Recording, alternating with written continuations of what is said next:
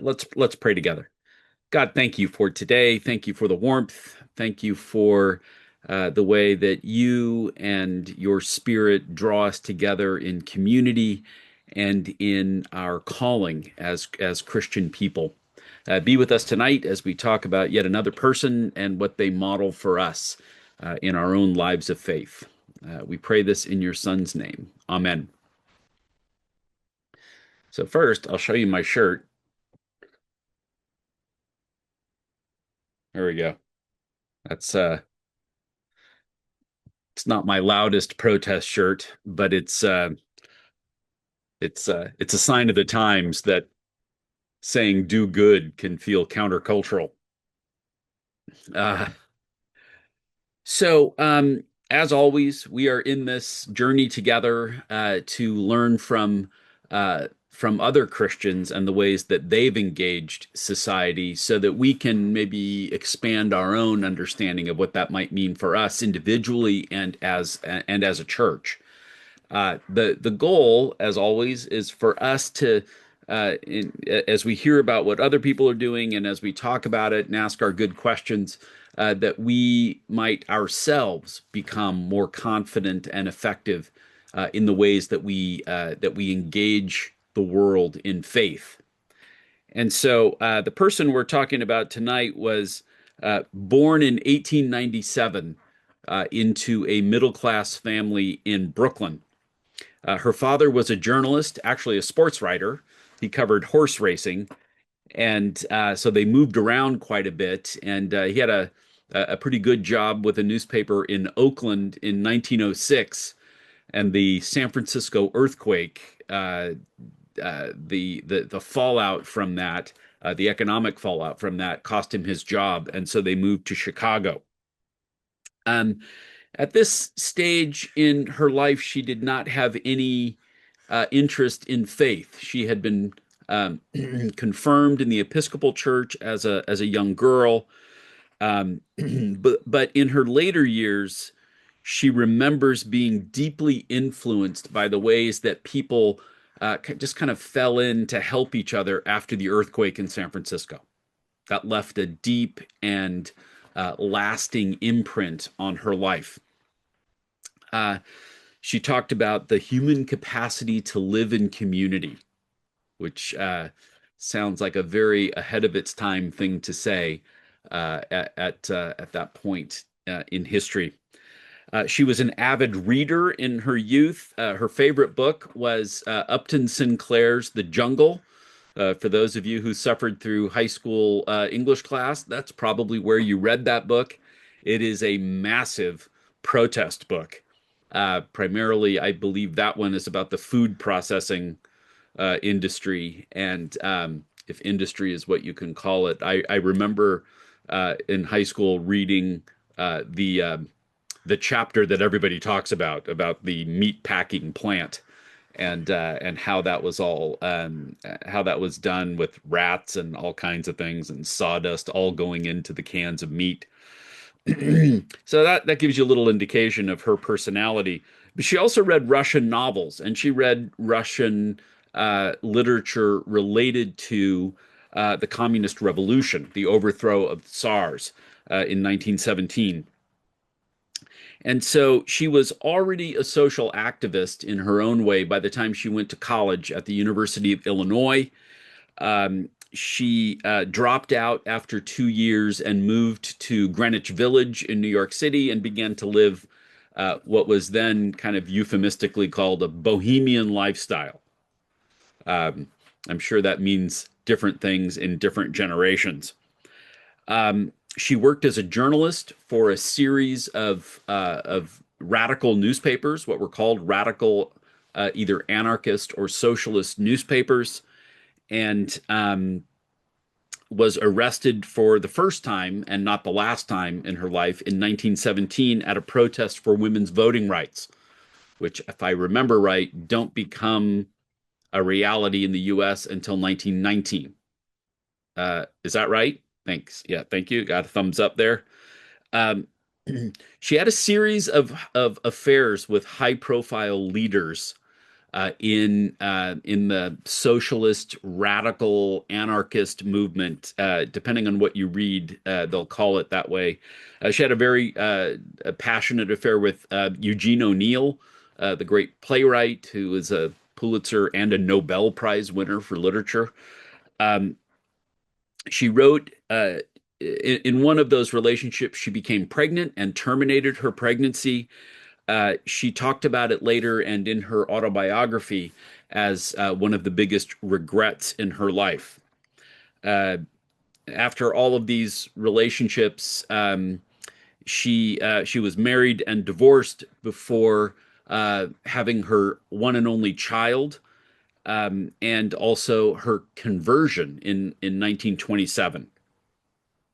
Um, the subject today, if some of you haven't picked up the breadcrumbs that I've been leaving, that this is Dorothy Day. We're talking about Dorothy Day was one of the really important Catholic social activists in the middle part of the 20th century into the later 20th century.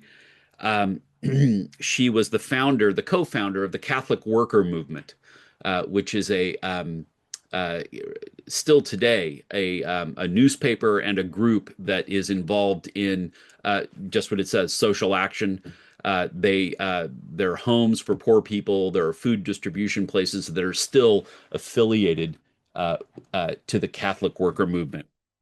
Um, it was the baptism of her daughter, who was born in 1926, that led Dorothy Day to become a Christian and to become baptized herself in the Catholic Church. She raised her daughter as a single parent, I think, for the rest of her life. It was the Roman Catholic tradition of social activism that that gave substance and energy to Dorothy Day's activism. I think I want to pause here a little bit and say that it's easy for us to look at the Roman Catholic moral teaching, which I think most of us are aware of, which focuses a lot on personal morality, but the tradition of social action and social justice, it might be surprising for us, goes back to the 12th century. So I'm going to talk just a bit about that as I locate a picture that I want to show. Um, the uh, In the 12th century, uh, a group of scholars were ordered by the Pope to start to collate all of the papal decrees and any letters, defining letters written by bishops over the church's previous 1,000 years. And their task was to put them together, to identify the ones that contradicted each other, and to write commentary on that. And they put together what, if any of you grew up Catholic, what's called canon law to this day. The very first universities in Europe, which were in Italy, were established to train priests in canon law, and they would become church lawyers. That's also goes back to the 12th century. Um, and so they joined this compilation of laws was filtered through scriptural teaching. And so there was a way of defining these legal decisions as part of Christian theology over the years. They joined the Old Testament belief that every single person is created in the image of God, to Jesus' teachings about the rich and the poor. And they came up with some very interesting conclusions in the late 12th and early 13th centuries. So I'm going to put up a page. I'll read this part out loud, but this is from a book that I recommend to everyone. It's a long book. There's no getting around it. It's like 500 pages long, called Dominion by a public historian named Tom Holland. Uh, here's uh, here's what he says in this book. Um, How, for instance, were Christian people to square the rampant inequality between rich and poor with the insistence of numerous church fathers that, quote, the use of all things should be common to all? The problem was one that for decades demanded the attention of the most distinguished scholars in Bologna. That's the very first university in the world, in Bologna, Italy. By 1200, half a century after the completion of the Decretum, that's the collection of papal decisions and bishops' decisions, a solution had finally been arrived at, and it was one fertile with implications for the future. A starving pauper who stole from a rich man did so, according to a growing number of legal scholars, in accordance with natural law. As such, they argued, the pauper could not be reckoned guilty of a crime. Instead, he was merely taken what was properly owed him. It was the wealthy miser, not the starving thief, who was the object of divine disapproval. Any bishop confronted by such a case, according to canon law, had a duty to ensure that the wealthy pay their due of alms. Charity, no longer voluntary, was being rendered a legal obligation. And here's why that's important. That the rich had a duty to give to the poor was, of course, a principle as old as Christianity itself. What no one had thought to argue before, though, was a matching principle, that the poor had an entitlement to the necessities of life. It was, in a formulation increasingly used by canon lawyers, a human right. The origin of this idea of social justice, that the rich have a responsibility to help the poor, but also that the poor have an entitlement to what other people have if they are in need. This is a radical, I mean, as I read it out loud, I can't believe that this is early 13th century Catholicism. Now we know that since the 13th century to now, the Catholic Church has gone up and down in its sticking to this. But to know that this is part of Catholic canon law and has been for since the 13th century, this is what Dorothy Day was about to tap into in her own work as a social activist. And I know I can't hear you, but isn't that part interesting?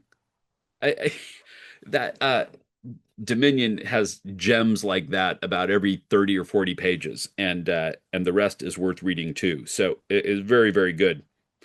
In 1932, and that year's important because you're just 3 years into the Depression, and it's the year before the worst year of the Depression, 1933.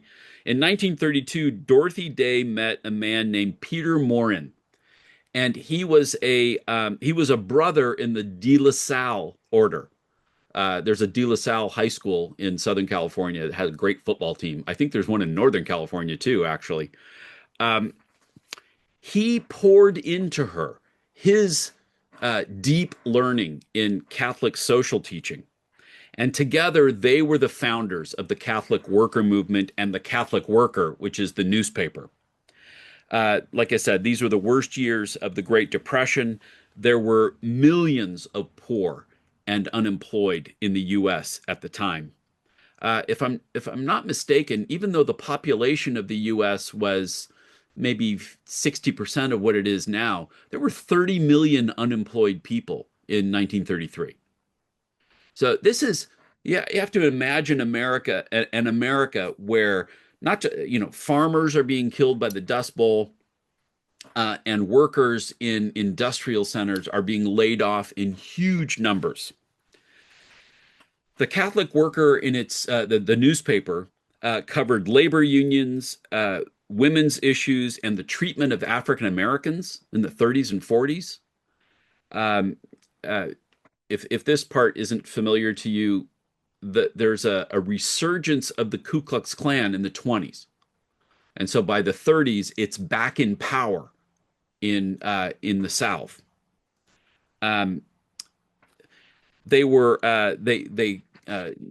articles in favor and in support of immigrant rights, also ahead of its time, at a time when it's the 20s are when my grandfather came, and the 30s are when my grandmother came, and except for in their own Italian neighborhoods, they were not welcome.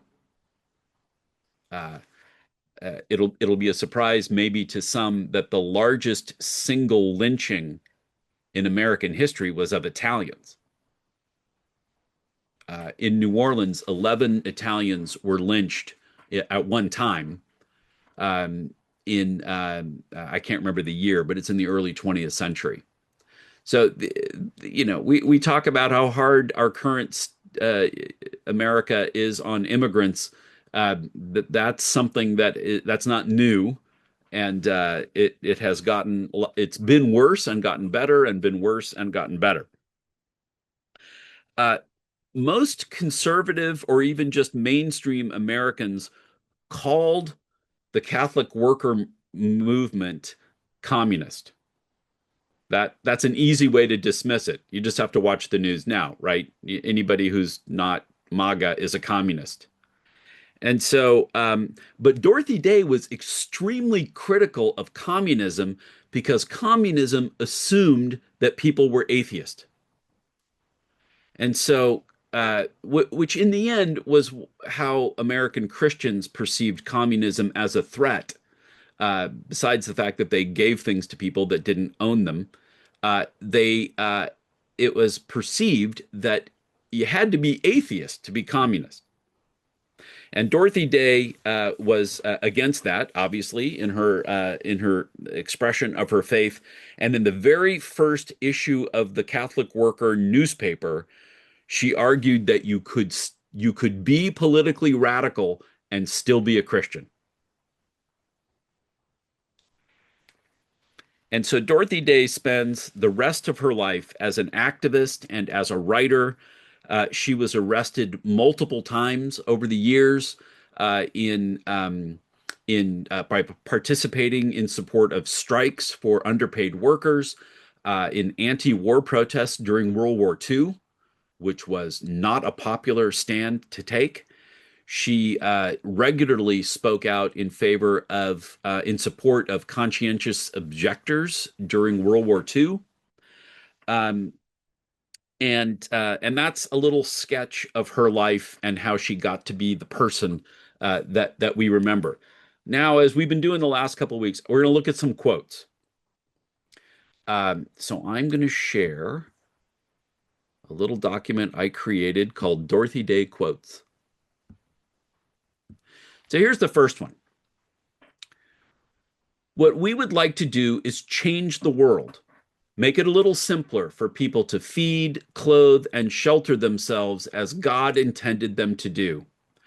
And to a certain extent, by fighting for better conditions, by crying out unceasingly for the rights of workers, of the poor, of the destitute, the rights of the worthy and the unworthy poor, in other words, uh, we can do, we can, to a certain extent, change the world.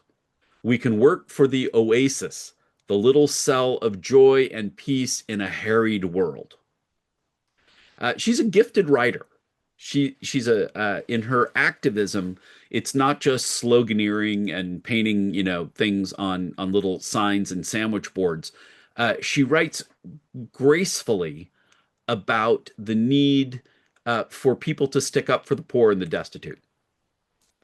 And she's obviously influenced by her context, coming into her faith and into her mature activism during the Depression. But her advocacy for the poor is something that marks her life for the rest of the years that she is in service. Um, Later, she said this: "We are still pacifists. Our manifesto is the Sermon on the Mount, which means that we will try to be peacemakers. Speaking for many of our conscientious objectors, we will not participate in armed warfare or in making munitions, or by buying government bonds to prosecute the war, or in urging others to these efforts. But neither will we be carping in our criticism. We love our country and we love our president. We have been the only country in the world where men of all nations have taken refuge from oppression. We recognize that while the order of intention, I'm sorry, we recognize that while in the order of intention we have tried to stand for peace, for love of our brother, in the order of execution, we have failed as Americans in living up to our principles. That, that's a deeply thought out and reasoned expression of pacifism in a country that is at war that they still love. That's a nuance that oftentimes we don't see in protests and in other contexts. But she's speaking out against the Second World War, which was a very unpopular position to have in the early 1940s. I believe she goes to jail for that too, at one point, maybe more than once. But even she's saying we're not going to talk about hating our country. We're just not going to participate in the support or the execution of a war. And so a lot of this is her public views, her views on public policy. She's also very concerned, as we all are still today, about young people coming to faith. She said, young people say, what can one person do? What is the sense of our small effort? They cannot see that we only lay one brick at a time, take one step at a time. We can be responsible only for the one action of the present moment. But we can beg for an increase of love in our hearts that will vitalize and transform these actions, and know that God will take them and multiply them, just as Jesus multiplied the loaves and the fishes. I want to point out a little thing in this quote that we Protestants might not always connect with. I had a professor in seminary who was a scholar of both Reformation and Roman Catholic theology. And he said one of the things that made Roman Catholicism different from Protestant traditions is their sense of time. Catholics have a sense that we're in this for the long haul. Remember, the Catholic Church had been around for 1,500 years before Protestantism. Protestants tend to think about the quick solution, not necessarily the easy solution, but we want to see things happen quickly. We want growth in our churches, and we want it now. We want to change our country, and we want it now. This little quote here, they can't see that we only lay one brick at a time and take one step at a time. We can only be responsible for the one action of the present moment. I think she has internalized this Roman Catholic sense of time that she might not see the end of this of her project, but she knows that it's her calling to be faithful in the moment. That's a good lesson for those of us in the Protestant traditions, because being in the moment is not necessarily what we're great at. If you look at the major movements, even in the last 100 years in the United States among Christians, evangelicals and mainline churches are always looking for the quick fix. You know, buy a new model for running your church so that new people will come. For those of you who remember Willow Creek sold a package to churches for how to grow their churches. We want this stuff and we want it done now. It's a very, for lack of a better term, it's a very capitalist approach to church and to ministry. And it's something we can learn from our Catholic brothers and sisters. And Dorothy Day nails it in this quote that our job is to be faithful in the moment and trust that in the end, God will multiply our small steps. Um,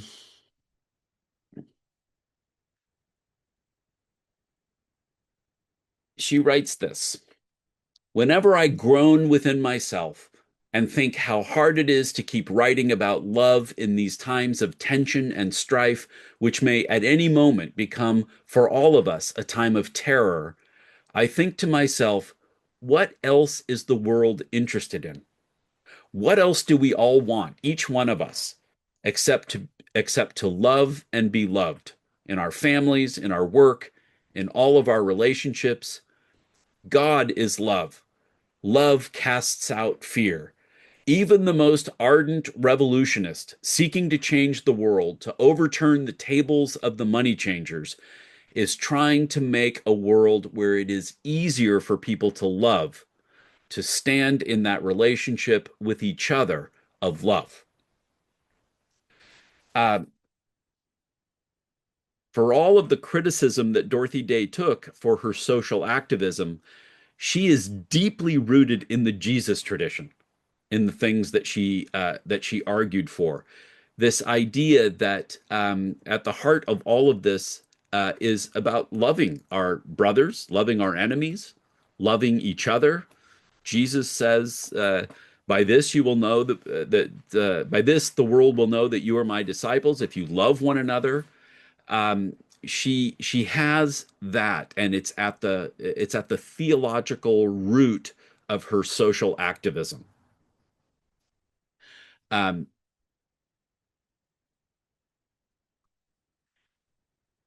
and then the gospel takes away our right forever to discriminate between the deserving and the undeserving poor. This is a quote that is as contemporary as anything else, maybe, that she wrote, because uh, the conversation about unhoused persons or people who are poor, people who are begging, is what are they going to do with the money? Are they deserving poor? Are they going to do something constructive with that? Or are they undeserving poor and they're going to buy the next night's bottle of alcohol or fix of drugs or whatever? And she has an interesting take on the gospel. The gospel meaning the whole story of Jesus, the teachings, the suffering, the sacrifice, and the death of Jesus. All of those things form the way Dorothy Day thought about the gospel. And she says that story takes away our right forever to discriminate between the deserving and the undeserving poor.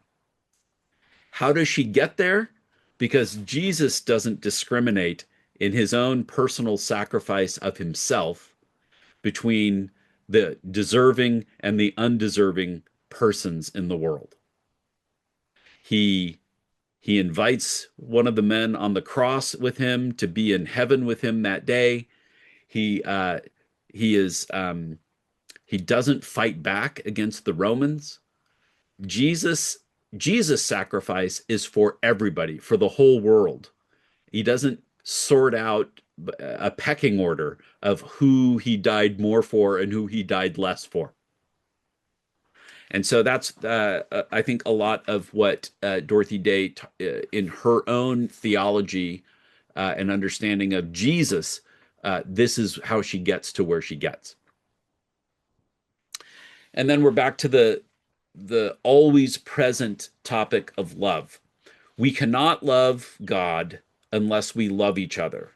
And to love each other, we must know each other. We know him in the breaking of bread, and we know each other in the breaking of bread. And we are not alone anymore. Heaven is a banquet, and life is a banquet too, even with a crust where there is companionship. She's mixing the Catholic understanding of communion in the breaking of bread, and also us having meals together. But it's more than that. It's being together in a way that transcends our differences so that we can work together for a common cause, which for her would be bringing relief to the people in her midst who are suffering. This idea of loving God and loving each other, um, besides being Jesus' teaching, right? What's the greatest commandment? Love God and love your neighbor. Jen tells us that every single Sunday. Um, but that's at the core too uh, of her long vision for how to change our country and how to change the world, and that is to break bread with each other, to live in community, to be a glimpse on earth of that heavenly banquet that's promised in Scripture. And my least favorite Dorothy Day quote, I saved this one for last. I really only love God as much as I love the person I love the least. I really only love God as much as I love the person I love the least. It's that's a hard teaching. That's a hard teaching. Uh, I won't ask you to name them, but you can all just sort of hold in your minds right now the person you love the least. It can be in your own life, it could be a politician. Lord knows I got a lot of politicians I don't like very much. But if our calling is to love our neighbors and our enemies and to demonstrate our discipleship by the way we love each other, then her metric here, her way of measuring is the person you love the least in the world. You can't really love God because the image of God is in that person too. You can't love God more than the person you love the least. I hate this quote because it pokes at me and it challenges me every time I think about it, every time I read this one. I'm pretty sure that's the last one I had. Uh, I want to give us a little extra time uh, to talk about her. I will say that I believe it was Pope Francis who has initiated the process of Dorothy Day being on the path to sainthood. What she started was a whole series of homes for people who didn't have homes, homes for children who had been abandoned by their parents, or homes for parents who couldn't take care of their kids and providing shelter for them. She really put her life where her mouth was. Um, Lots of us say this stuff, lots of us do some of this stuff. This is Dorothy Day is somebody who had a really outsized impact on American social justice in the years that she was active. And so uh, I wanted us to talk about another woman. I wanted us to get out of our Protestant ghetto here, and so I give you Dorothy Day. Um, what do you guys think? Any questions about her or any memories of her? She was fairly prominent along with some other Roman Catholic social activists in the middle of the century.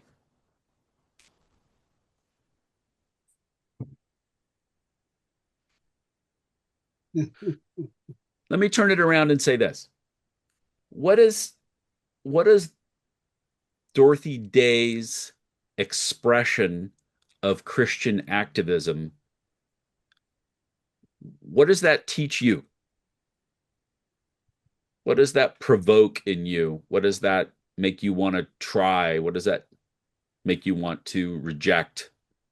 Um, what do you learn from Dorothy Day's life and writing, even in this short sip?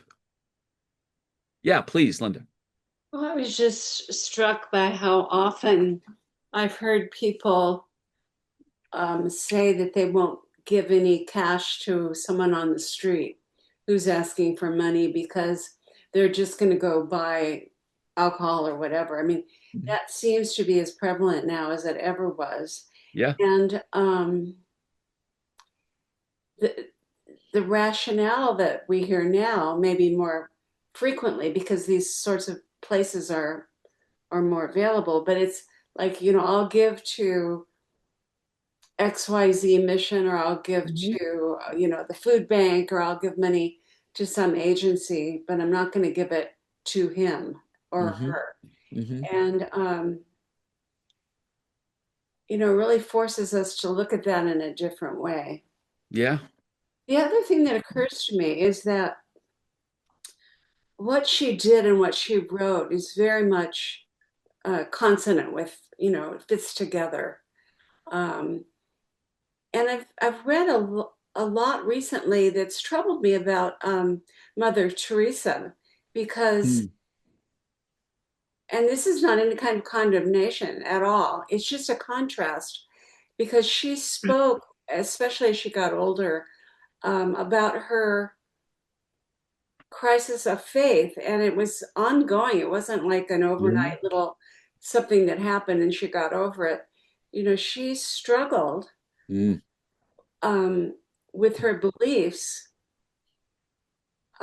for a long, long time, Yeah. and luckily she didn't abandon what she was doing. But I just find it so refreshing that Dorothy Day believed this and she acted in accordance. Mm. And Yeah. I like that, the consonance of the two things. Yeah. She's she's consistent. I haven't read everything she wrote. I've read snippets of a lot of things. And she's remarkably consistent.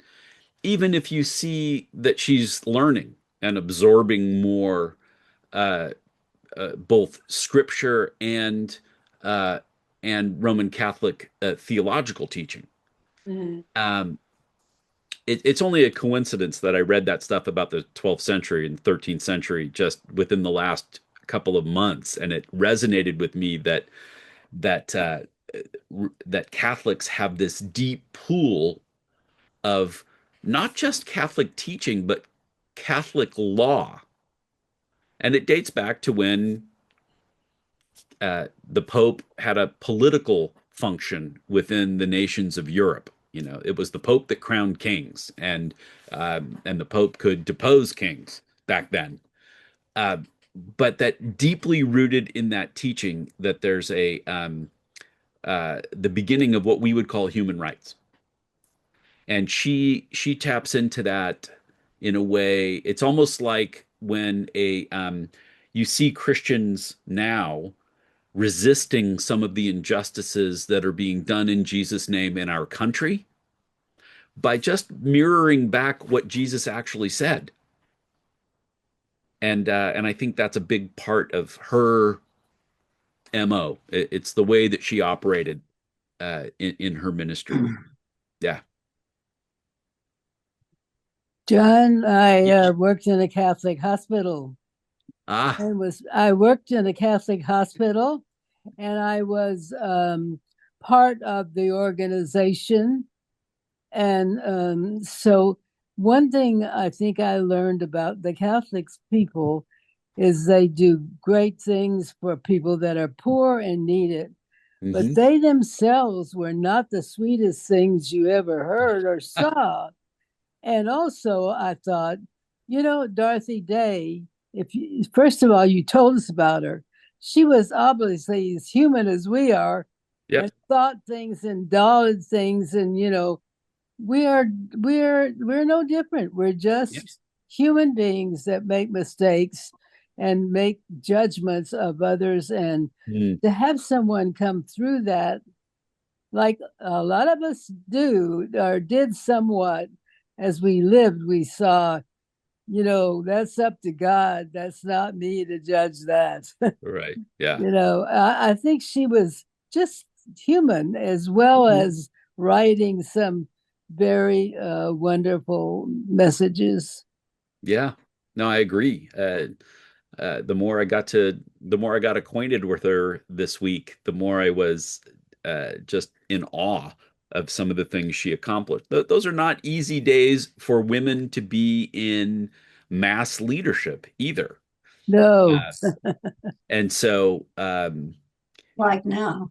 uh, yeah, I don't think, no, I don't necessarily take that one. We've had women pastors in our, I mean, we have women leaders now that I think it was harder then. Uh, I don't think it's the same now. um, threats to it are there, but I think what really uh, gets me about her is that in the 30s and 40s and into the 50s, she is a singular leader of a movement, and without being Amy Semple McPherson, who takes the attention on herself and becomes a star, she's just out there on the front lines. I think she's arrested a half a dozen times Mm. and rejoiced in her own writings. I didn't put this quote in. She rejoiced when she got thrown into a cell with none of her things because that's when she could truly identify with the poor. And I don't have that in me, male or female. I don't have that in me. I don't know a lot of people that do. Um, but yeah.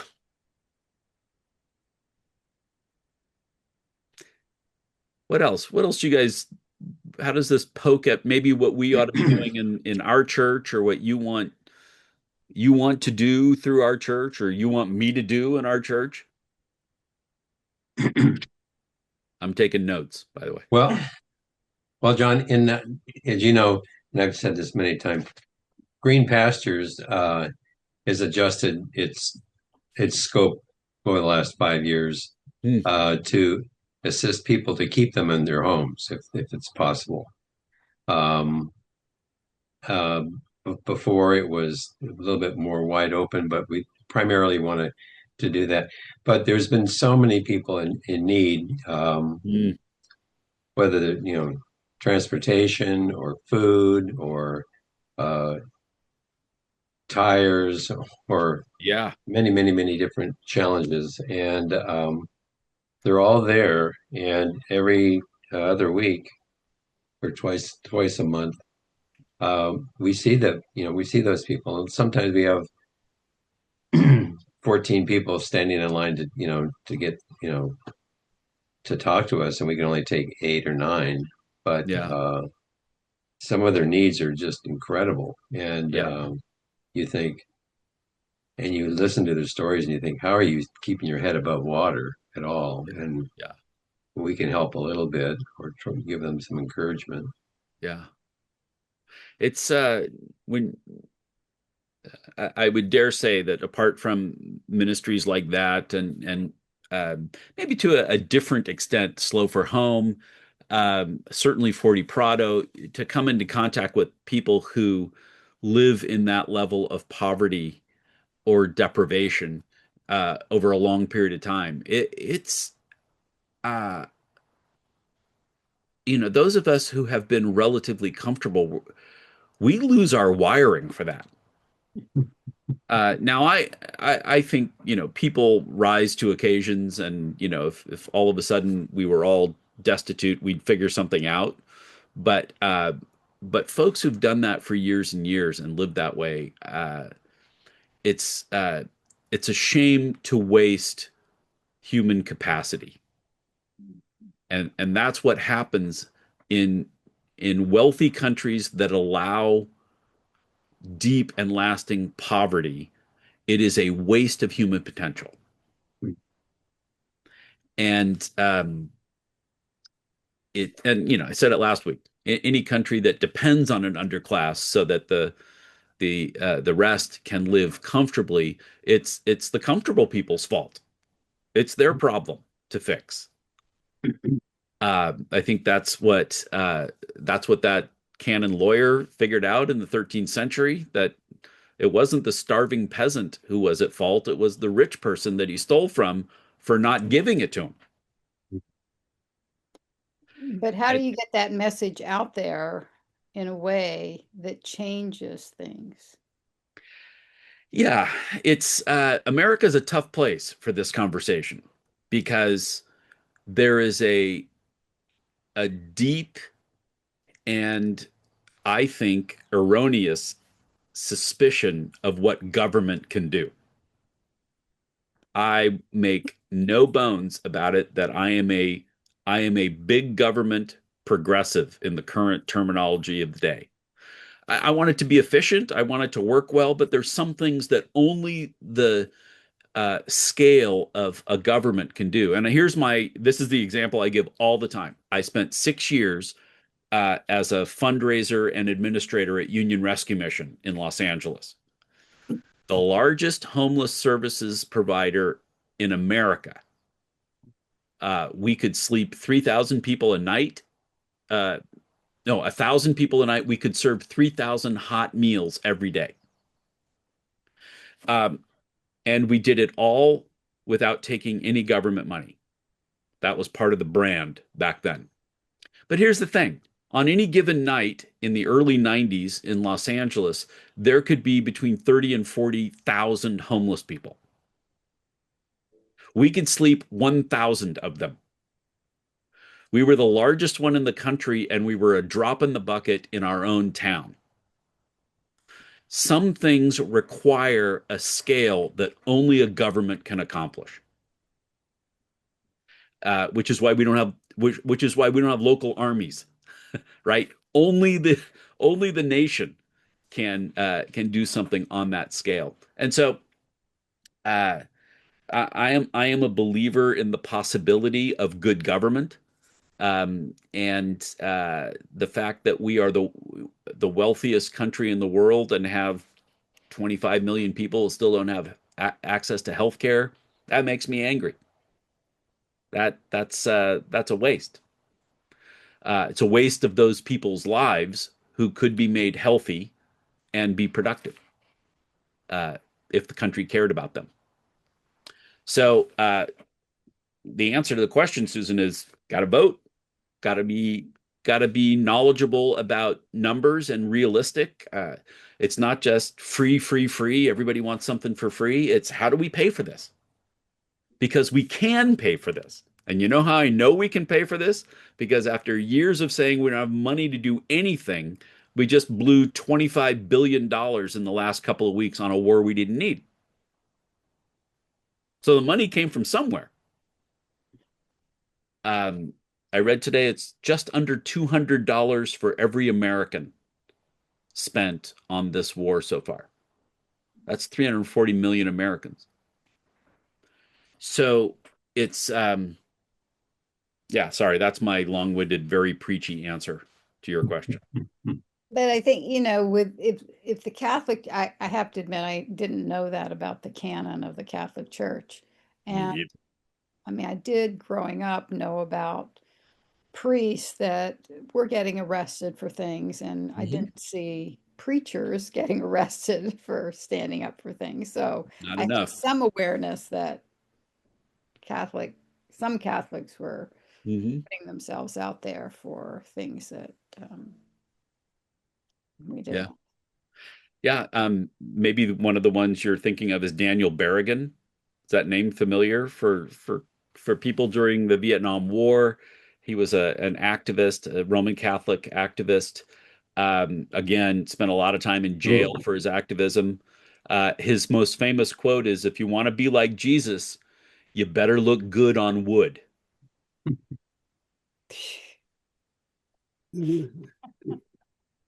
Brother. That's that's pretty in your face right there.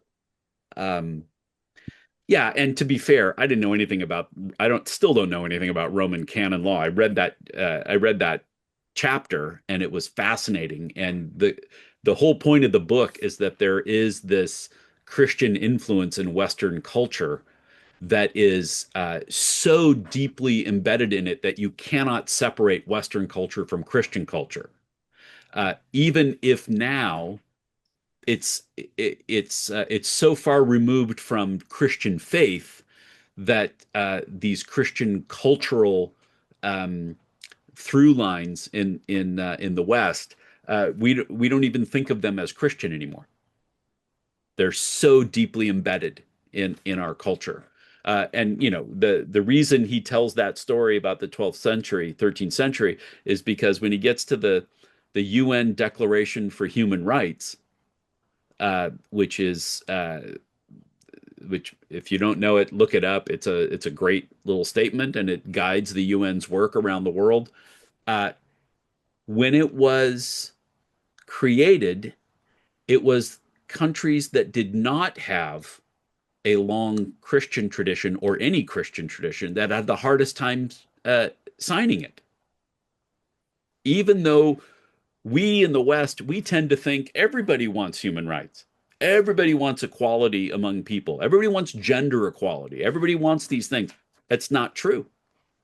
And as much as I love to participate in interfaith events, it is that is not the case in Islam.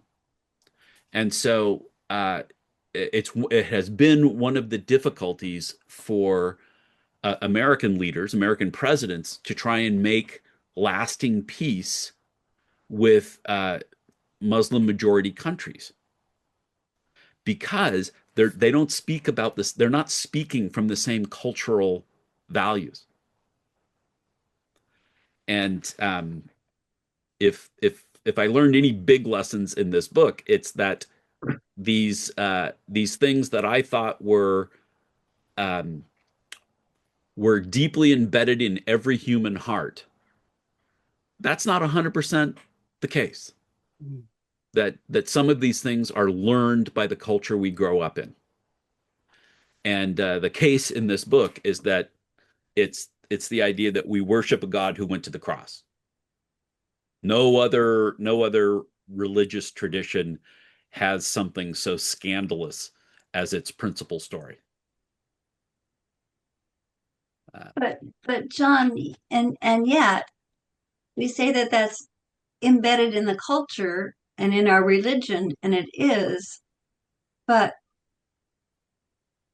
we live in times where it's not just that lives are not valued, they're desecrated by how we behave. Yes. And the idea that we can even claim to have a strong Christian ethos, I don't know if that's the right word. Yeah, no, it is. It's exactly the right word. Yeah, I get what you're saying. In our country, and be so completely two-faced. And how, I mean, with capitalism operating the way it does, they certainly devalue and desecrate life as much, if not equal to almost anything else. I don't know how we do this. So I don't know how we got here. I want to make it clear, as I represent somebody else's writing, that I want to be clear about what I think he's saying. He's not saying that everybody here is a Christian. He's saying that our cultural values and even our laws, I mean, look at what the current administration has to do to the law in order to do the things it does. It has to literally bend and break our current understanding of our laws in order to do what it does. And I'm not saying that's Christian. I'm saying that the laws that they're breaking came from Christian tradition. And in order to be circumvented, they have to be broken. And so, and I think what he's saying is that he has this great chapter where that focuses on the Beatles song, All You Need Is Love, which is a deeply, deeply Christian thing to say. Sung by four guys from Liverpool who grew up in the disaster of post-war Europe, because the Beatles they grew up in a city that was destroyed in World War II, and then they got their start as a band in Hamburg, in another city destroyed by World War II. So they saw all this stuff, and yet it was still so deeply ingrained in them that was a universal truth that they could get a hit song out of. There are cultures where that song would not have played, because that would not come from their cultural foundations. And so I'm doing a disservice to the book, but anybody who wants to read it, I'll sit with anybody that wants to talk about this book if they read it. I will freely admit my nerdhood that I read it once and listened to it again. It's like 30 hours of listening. um, but it's anyway. And it's not because the author is not Christian.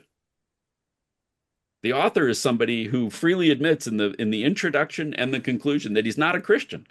But as a historian, he's traced these strong sinews in Western culture back to the idea that every human has value. That's a Western concept.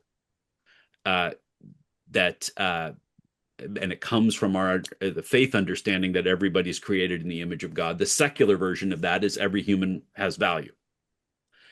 That love is that help for the poor and not the ignorance of the poor is the way things are supposed to be. One of the reasons we can get so agitated about the current state of political affairs in this country is because we know it's wrong. So to go to the current state of affair, it seems that from my standpoint or my observation, one of the things that makes it difficult for so many people to willingly give to the poor and support and help them get a step up is this whole notion, this independent notion, you should pull yourself up by your own bootstraps, you should do it on your own. That people, you know, and so many with Green Pastures, people come in sometimes and say, I've never asked for help before. And they're humbled to do that and reluctant to do that because it's how they view that culturally, that it's, you know, you should be able to do this on your own. And I think that's such a profoundly negative belief that it is. It shouldn't be shaming to ask for help. Right. And yet that's something, you know, that's a different layer of American culture. Oddly enough, that was not present in Britain. You know, they were so culturally, they were so convinced of the rightness of their social safety net that if they lost their job, they went to what they call the job center, which is their version of the social benefits office, and got anybody remember the band UB40 from the 80s? UB40 is unemployment benefits 40 hours. It's full-time welfare. That's what the name of the band meant. But yeah, it's a whole different thing. Here, you know, even the idea that you would want to enjoy your life as a full-time working person in your 20s is foreign here. 2 weeks of vacation, sometimes national holidays are included in that, so you're just screwed. You're just working all the time. Which is why in a culture over there, which oddly enough is way farther away from its Christian roots explicitly than the US is, they start with 6 weeks vacation because they figure, when were you supposed to start living? When you're retired? And so, and I remember when I worked long enough at one place to get a third week of vacation. Pastors get a different thing, but then, you know, they're on call 24 hours a day too. So, but it's, yeah, anyway, you're right that American culture shames need, which is ironic because we have more stuff than anybody else. Yeah, please, Catherine.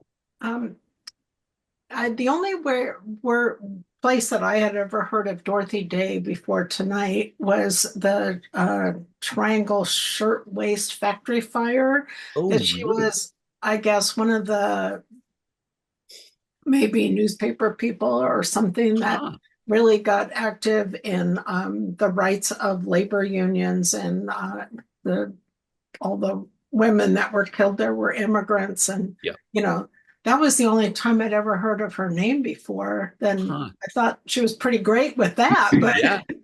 I got to tell you, Kathy, I didn't know that she was connected to so the Triangle Waste Shirt Factory fire was a Shirt place where they waist. were working these women 12 and they hours a locked the day. doors so they couldn't get out. Yeah, they locked the doors so they couldn't take breaks, and then there was a fire.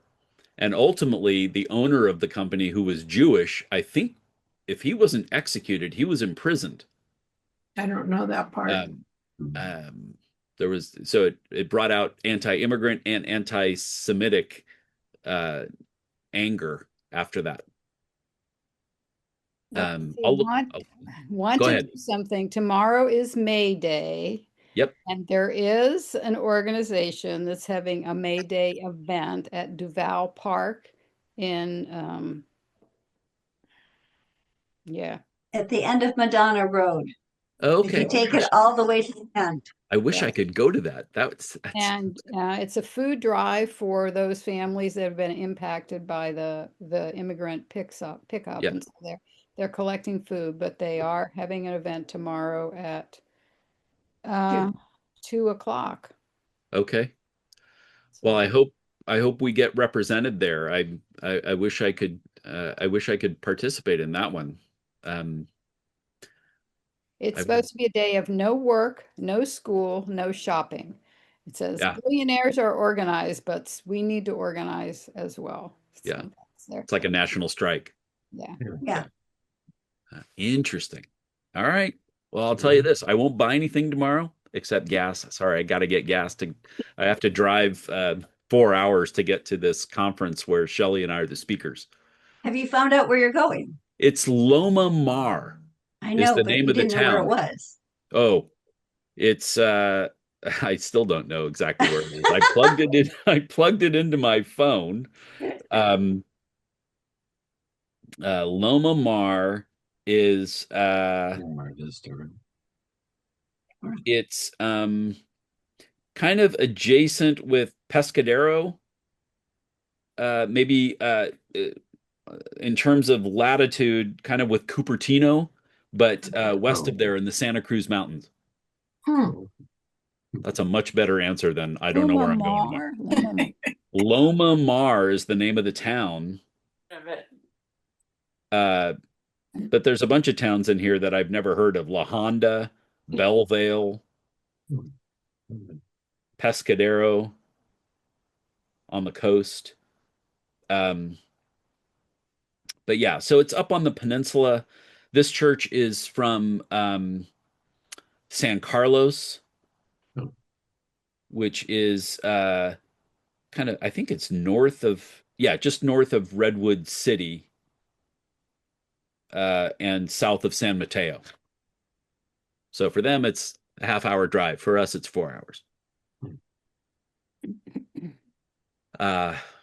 Anyway, I just want to check in again. Are these little biographies and quotes, is this an interesting way for us to move ahead for a little while?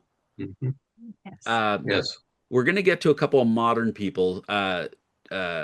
Matter of fact, I was just talking with Gary Weil today about Shane Claiborne. He may end up, he's a younger guy again, back to kind of the evangelical left. But I want to make sure we get a few more Catholics in.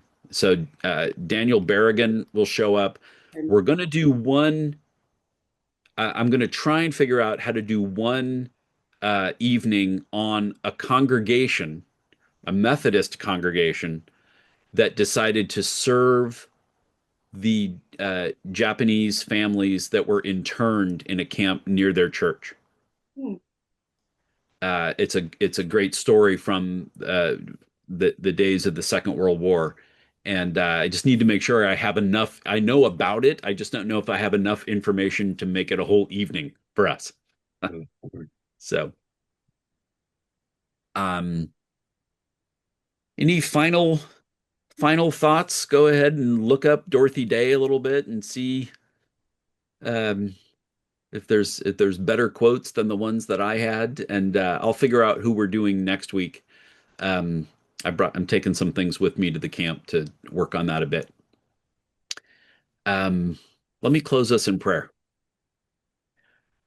God, you remind us that at the core of everything we are and everything we're called to do is the love that you have demonstrated for us in Jesus Christ. In each of our individual ways, may we be better reflections of that love. And in the ways that we gather as our church, may we be faithful reflections of who you are and what you've done for us and what you invite people to experience in Christian community. We ask this in your Son's name. Amen.